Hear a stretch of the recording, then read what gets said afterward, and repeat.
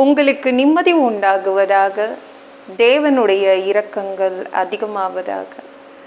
தேவன் என்ன சொல்றாங்கன்னா, இனி உன்னை சிறுமைப்படுத்தாதிருப்பேன், பெருமை அடைய செய்வார். சூப்பரான ரிசல்ட் உங்களுக்காக காத்துட்ருக்குது. உங்களை உயர்த்துவார், பெருமை அடைய செய்வார். உங்களுக்காக ஒரு நல்ல ரிசல்ட் இருக்குது. ஓகேங்களாங்க? இவ்வளோ நாள் சிறுமைப்படுத்தினாருன்னு நம்ம சொல்கிறோம்ல, அப்போது அவர் ஏதோ ஒரு காரணத்துக்காக அடிச்சிருக்காரு.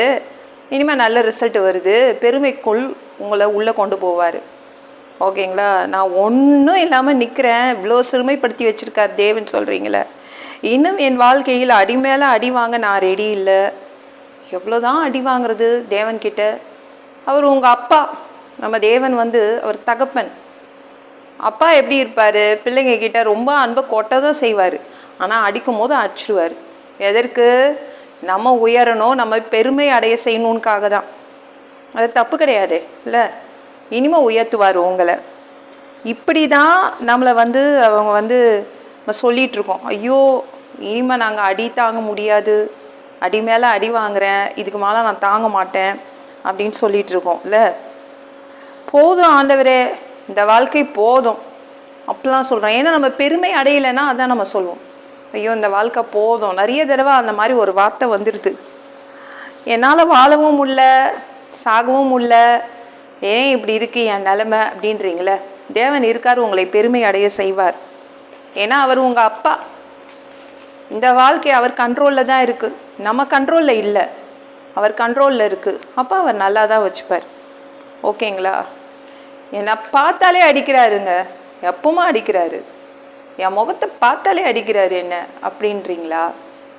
அப்போ அவர் ரொம்ப அன்பாக இருக்காருன்னு அர்த்தம். நீதிமொழிகள் 3:12, தகப்பன் தான் நேசிக்கிற புத்திரனை சிட்சிக்கிறது போல கர்த்தரும் எவனிடத்தில் அன்பு கூறுகிறாரோ அவனை சிட்சிக்கிறார். ஓகேங்களாங்க? நம்ம முன்னேறணும், நம்ம இப்படியே இருக்கக்கூடாதுன்னுக்காக தான் தேவன் நம்மளை சில நேரம் தண்டிப்பார். அதெல்லாம் முடிச்சு வெளில வந்துட்டீங்கள்ல, இனிமேல் பெருமை அடைய செய்வார். இனிமேல் சிறுமை இருக்காது, இனிமேல் சிறுமைப்படுத்த மாட்டார். ஓகேங்களாங்க? கவலைப்படாதீங்க. நீங்கள் யோனாவை பாருங்களேன். யோனா ரொம்ப கவலையாக இருக்குது. தேவன் என்ன ஓவராக அடிக்கிறாரு. ஊர் சுற்றி பார்க்க போகலான்னு நினச்சா அங்கேயும் அடி வாங்குறேன். கப்பலில் ஏறி தர்ஷீஷுக்கு போகலான்னு நினச்சா எல்லாரும் சொன்னாங்க தர்ஷீஷ் ரொம்ப நல்லாயிருக்கும், ஊர் சுற்றி பார்த்துட்டு வரலான்னு நினச்சா கப்பல்லாம் ஏறிட்டு டிக்கெட்லாம் எடுத்தேன், ஆனாலும் என்ன தேவன் போக விடலையே, மீன் வயிற்றுக்கு அனுப்பிட்டாரு. கவலைப்பட்டான். என்னை தொடர்ந்து சிறுமைப்படுத்துறாரு. போய் பிரசங்கம் பண்ணுன்றாரு, அங்கேயும் என்னை அடிக்கிறாரு. ஒரு குடிசை போட்டு உட்காந்தா ஒரு ஆமடுக்கு செடி வளர்ந்துச்சு, அதை அவர் அழிச்சிட்டாரு. நம்மளுக்கு கரண்ட் போச்சுன்னா எவ்வளோ கவலையாக இருக்குல்ல? கரண்ட் போச்சுன்னா அவ்வளோதான், வெறுத்துருவோம். ஐயோ இது என்ன இப்படி வாழ்க்கை அப்படின்னு வெறுப்பாக இருக்கும் கரண்ட் போச்சுன்னா. அதே மாதிரி தான் ஆமனுக்கு செடி பட்டு போனோன்னே ரொம்ப கஷ்டமாக போச்சு. அவங்க ரொம்ப கவலைப்படுறாங்க, வாழ்க்கையே வெறுத்துடுறாங்க. அவங்க என்ன சொல்கிறாங்க பாருங்களேன். நீங்கள் யோனா 4ஆம் அதிகாரம் பாருங்களேன். சூரியன் உதித்த போது தேவன் உஷ்ணமான கீழ்காற்றை கட்டளையிட்டார்.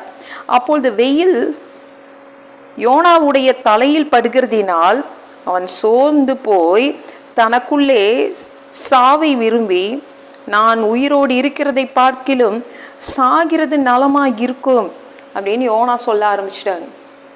கரண்ட் போனால் நம்மளும் அப்படி தான் சொல்லுவோம்ல.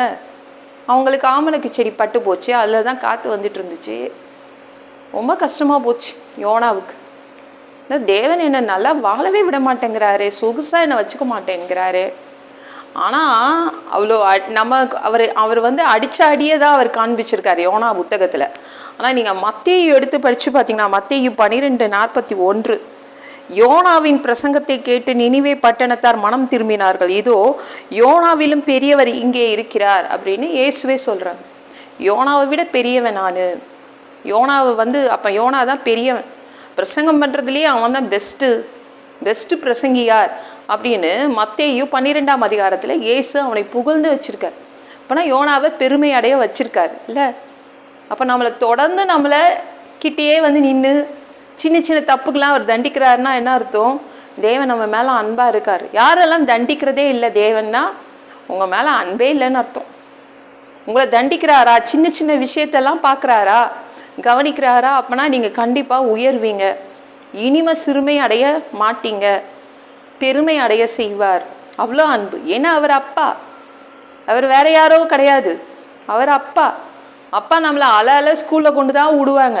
கரெக்டாக நம்ம நல்லா இருக்கணும், நம்ம உயரணும்னு ஆசைப்படுறது அப்பா தான். தேவன் உங்கள் அப்பா. அவர் சின்ன சின்ன விஷயம் தான் கவனிக்க தான் செய்வார். ஏன்னா நீங்கள் பெருமை அடைவீங்க, ஓகேங்களா, உயருவீங்க. இந்த வீடியோ பிடிச்சிருந்துச்சுன்னா மற்றவங்களுக்கு ஷேர் பண்ண மறக்காதீங்க. கர்த்தர் தாமே உங்களை ஆசீர்வதிப்பாராக.